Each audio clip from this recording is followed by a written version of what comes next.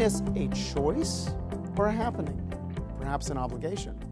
You know, there are those people who think that if their life is just going okay, then they will be happy. And they really have nothing to do with whether or not they are going to be in a good mood or a lousy mood. To those people, happiness is a happening. Yet there are others who believe that they really can choose to be happy. You know, for example, you know, when you were younger, imagine your mother was yelling at one of your siblings. She was never yelling at you. And then her friend came to the front door, and all of a sudden she's sweet as pie. Oh, hi, how are you? And that's an illustration of how your mother chose to be happy at the moment. And yet there are others who think, no, I have an obligation to be happy, or at least to act as happy as possible. Ask anybody who grew up in an unhappy home or they're married to a moody spouse. They will say, you know what, it's not fair to the other people around me, and therefore I actually have an obligation to be as happy or act as happy as I could. Well, in this week's Parsha, the Almighty commands us a very interesting thing. He says, you shall rejoice in all the good that Hashem your God has given you.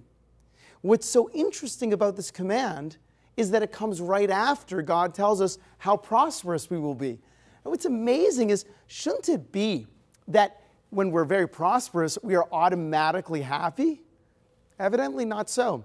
King Solomon says that when a person has 100, they want 200. When they get 200, they want 400. When they get 400, they want 1,000, and so on. In other words, the Almighty created us in such a way that no matter what we get, we will always desire more, and there will be an element of dissatisfaction in our lives. It's a very big mistake to think that when I get X, then I will be happy. The truth is, if I don't appreciate what I have right now, then I probably will not appreciate what I have in the future. Understanding this point is crucial to living a joyful life. Most often, our moments of joy are somehow mixed in with moments of stress or other kind of distraction.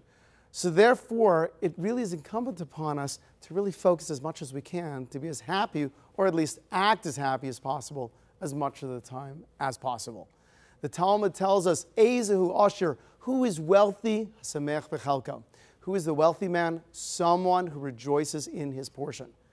And therefore, happiness has a lot more to do with what we appreciate and much less to do with actually what we have. This makes sense to us because we all know people that have a lot more stuff than we do, and we are more happy than they are.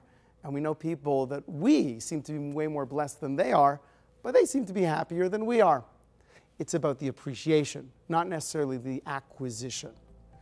The fact that God has to come and tell us in the Torah, rejoice in all the goodness you have, means that rejoicing and being happy is actually a spiritual accomplishment. He does not have to tell us to breathe. We are going to breathe naturally. But evidently, the Almighty does have to inform us to rejoice and appreciate on the goodness that we do have. So therefore, if you're happy and you know it, that's a spiritual accomplishment, and you should feel good about that. I'm Rabbi Wyne with the Young Israel Aish of Las Vegas.